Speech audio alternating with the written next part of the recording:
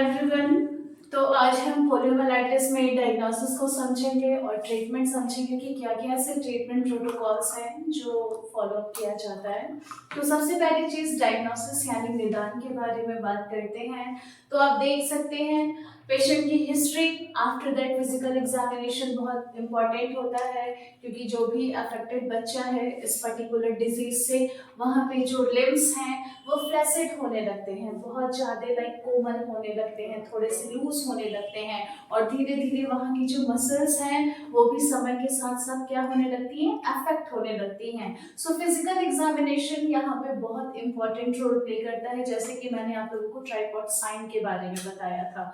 तो अगर ये सारे साइंस बच्चे में देखने को मिल रहे हैं तो वहां से एनालिसिस आपकी निकल सकती है कि हाँ वो पॉजिटिव है। आफ्टर दैट सीएसएफ एग्जामिनेशन, अब आप सभी को पता होगा सेरेब्रोस्पाइनल फ्लूइड, चाहे मेनिंजाइटिस की कंडीशन हो, चाहे फर्दर स्पाइनल कॉर्ड और ब्रेन से जुड़ी हुई अगर किसी भी प्रकार की कंडीशन है तो वो सीएसएफ के एग्जामिनेशन में बेहतर तरीके से पता चल जाएगी। उसके बाद स्टूल एग्जामिनेशन हो गया, मुख ग्रसनी यानी कि जो ओरोफेरिंक्स है उससे रिलेटेड अगर वहाँ के सिक्रेशन से एग्जामिनेशन किया जा रहा है तो उस वायरस की प्रेजेंस, अब अगर आप लोगों को याद होगा मैंने स्टार्टिंग में ही बताया था प्राइमरीली वो कहाँ इफेक्ट करता है, जिससे कि वो जीआईटी में पहुंच के इंटेस्टाइन पे इफेक्ट कर रहा था। सो यहाँ से भी उसकी प्रेजेंस का पता लगेगा। उसी के साथ साथ एमआरआई, जहाँ पे स्पाइनल कॉर्ड एमआरआई किया जाएगा जिसमें मैग्नेटिक रेजोनेंस इमेजिंग होती है, वहां से भी एनालिसिस को बेहतर तरीके से कंप्लीट कर सकते हैं और लंबर पंक्चर यानी कि वही सीएसएफ एग्जामिनेशन भी परफॉर्म किया जा सकता है।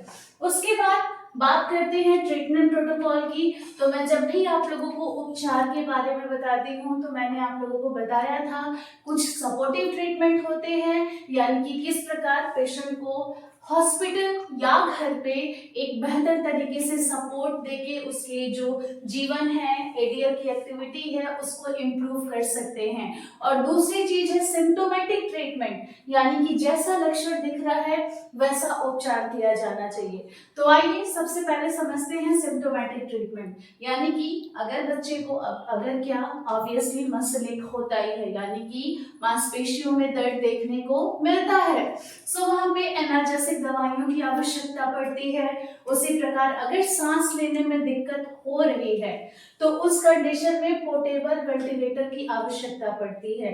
जैसे कि मानिए बच्चे को एक जगह से दूसरी जगह लेके जाना है, उस समय पे भी काफी हेल्पफुल रहता है। उसके साथ साथ बहुत सारी ऐसी कंडीशंस होती हैं लाइक सोते समय क्या पता बच्चा प्रॉपर तरीके से ब्रीथ नहीं कर पा रहा है, तो उस समय पे भी ये काफी हेल्पफुल होती हैं। आफ्टर दैट बात करें मांसपेशियों में, ऑब्वियसली एक प्रकार की ऐंठन है, दर्द देखने को मिल रहा है, तो हमेशा एनाल्जेसिक दवाइयां प्रेफर नहीं करना चाहिए, क्योंकि वो भी कहीं ना कहीं क्या करती है, कॉम्प्लिकेशंस ला देती है या फिर आगे चल के दिक्कतों का सामना करना पड़ सकता है। तो उस कंडीशन में जो हिटिंग है लाइक एक प्रकार की सिकाई है, वो बहुत ही इंपॉर्टेंट रोल यहाँ पे लाइक काम करेगी, बहुत इंपॉर्टेंट रोल प्ले करेगी, जिससे कि बच्चे का दर्द क्या होगा, सबसाइड हो जाएगा। उसके बाद चलते हैं सपोर्टेड ट्रीटमेंट के बारे में जानते हैं।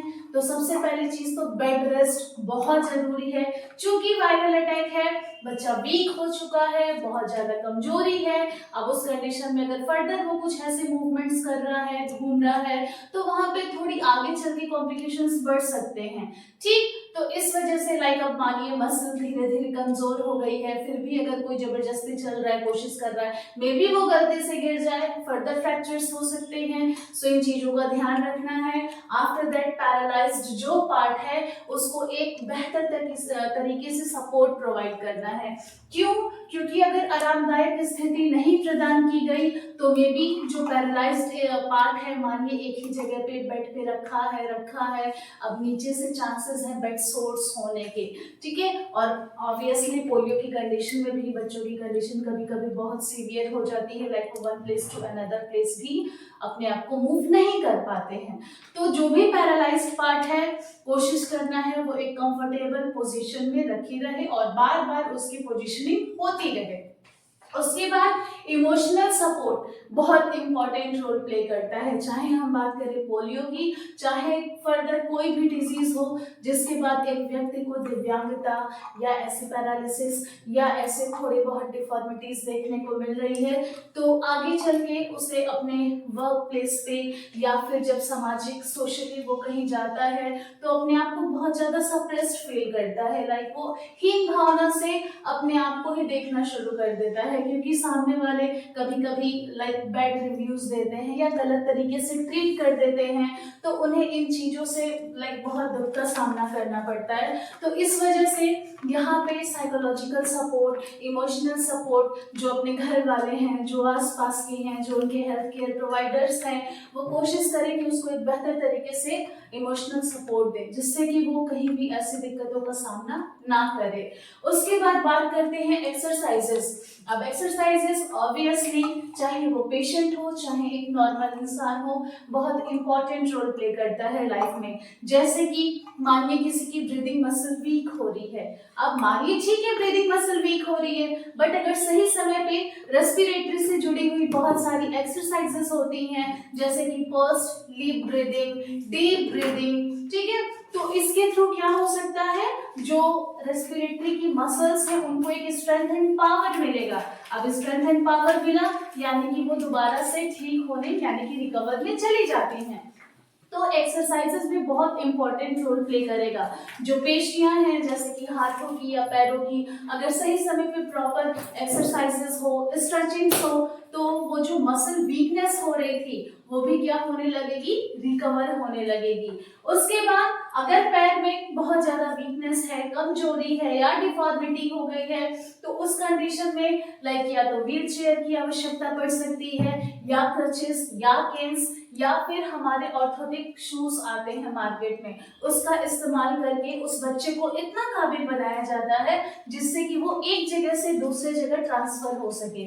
ओके, तो इसको कहते हैं वॉकिंग एड्स, जिसमें लाइक व्हील चेयर भी आता है, क्रचेस आते हैं, केन्स आती हैं।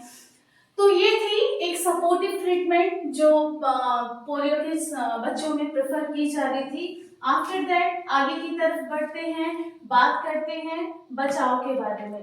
तो यहाँ पे सबसे पहली चीज बचाव में हम बात करेंगे वैक्सीनेशन की, क्योंकि आप सभी को पता है वैक्सीनेशन है, यहाँ पे कोई एक्चुअल इलाज नहीं है, वैक्सीनेशन ही इंपॉर्टेंट रोल प्ले करता है। तो इस कंडीशन में दो चीजें आपको याद रखनी है। सबसे पहली चीज है आईपीवी एंड दूसरी है ओपीवी। अब हम बारी बारी से इसको समझने की कोशिश करते हैं।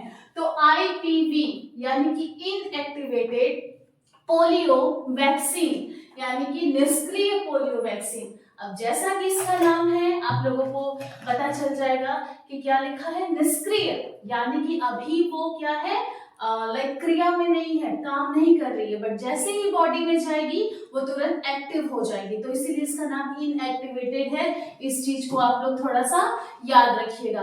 अब इसको IMSC के रूप से दिया जाता है, जहाँ पे क्या होता है, कुछ इसके 4 अलग अलग डोजेस हैं जो आप लोग थोड़ा ध्यान से देख लीजिएगा। सबसे पहली डोज है 6 सप्ताह का जब बच्चा होता है उस उम्र में इस्तेमाल किया जाता है।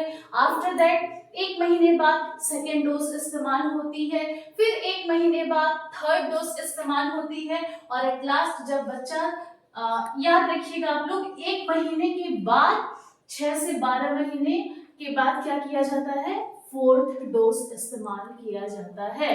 इस रेशियो को थोड़ा सा याद रखना है। उसके बाद आते हैं ओपीवी यानी कि ओरल पोलियो वैक्सीन। अब जो pulse polio vaccination immunization programs थे उन्हीं के थ्रू क्या था, ये सारी चीजें बताई गई हैं, जिसमें अब हम ओपीवी के बारे में बात करेंगे, ओरल पोलियो वैक्सीन के बारे में, जहाँ पे यहाँ पे 4 डोजेस दिए जाते हैं। उसके बाद एक बूस्टर डोज होता है, जैसे कि आप लोगों ने अगर कोरोना काल में वैक्सीनेशन वगैरह लिया होगा तो वहाँ भी बूस्टर डोज अवेलेबल था। तो उसी प्रकार यहाँ पे लाइक बच्चे का जन्म हुआ उस समय, उसके बाद 6 सप्ताह बाद, आफ्टर दैट 10 सप्ताह बाद, उसके बाद 14 सप्ताह बाद, और जो बूस्टर डोज लगती है वो 16 से 24 महीने की उम्र में लगाया जाता है, ठीक है, इस्तेमाल किया जाता है बच्चे पे। तो ये था एक प्रिवेंशन यानी कि जो इम्यूनाइजेशन प्रोग्राम थे उसके लिए। अब लास्ट बात करते हैं हम कुछ कॉम्प्लिकेशंस की। ये मोस्ट इम्पॉर्टेंट है। लाइक कभी कभी ऐसा आप लोगों ने देखा होगा, बहुत ऐसे पोलियो के केसेस हैं जहाँ पे बच्चा या तो कम्प्लीटली रिकवर किया, ठीक है, नहीं रिकवर किया तो बहुत सारी डिफॉर्मिटीज देखने को मिलती हैं। तो सबसे पहली चीज इसका कॉम्प्लिकेशन है परमानेंट डिफॉर्मिटी, यानी कि अब बच्चा जब तक जीवित है वो थोड़ा सा लाइक चलने फिरने में उसको दिक्कत हो रही है, थोड़े से हाथ पैर टेढ़े हो चुके हैं, इन दिक्कतों का सामना कर सकता है। या फिर पैरालाइज्ड हो गया, यानी कि हाफ बॉडी या लोअर लिम्ब या फिर अपर लिम्ब या फुल बॉडी पैरालाइज्ड है, अब वो एक जगह पे रहेगा, अब उसकी प्रॉपर क्योर की आवश्यकता होती है। उसी प्रकार हैंडीकैप्ड है, यानी कि कोई एक पार्ट थोड़ा सा क्या हो गया है, टेढ़ा हो गया है, वो प्रॉपर एक हेल्दी पर्सन में नहीं काउंट होगा, वो फिर हैंडीकैप्ड में आ गया। उसके बाद बात करते हैं लास्ट, अगर रेस्पिरेटरी मसल्स इफेक्ट हैं, यानी कि हमारे सांस लेने में लाइक इंस्पिरेशन एंड एक्सपिरेशन में भी हमारी पेशियों का काम होता है, अगर वो इफेक्ट हो गई और पैरालाइज्ड हो गई तो वहां पे बच्चे की मृत्यु भी हो सकती है। तो फाइनली आज पोलियोमाइलाइटिस कंप्लीट हो गया। अगर आपको इन्फॉर्मेशन अच्छी लगी हो तो आप लोग कमेंट सेक्शन में जाके बेहतर तरीके से अपनी रिव्यूज दीजिएगा, लाइक शेयर कमेंट कीजिएगा। आज के लिए इतना ही, धन्यवाद।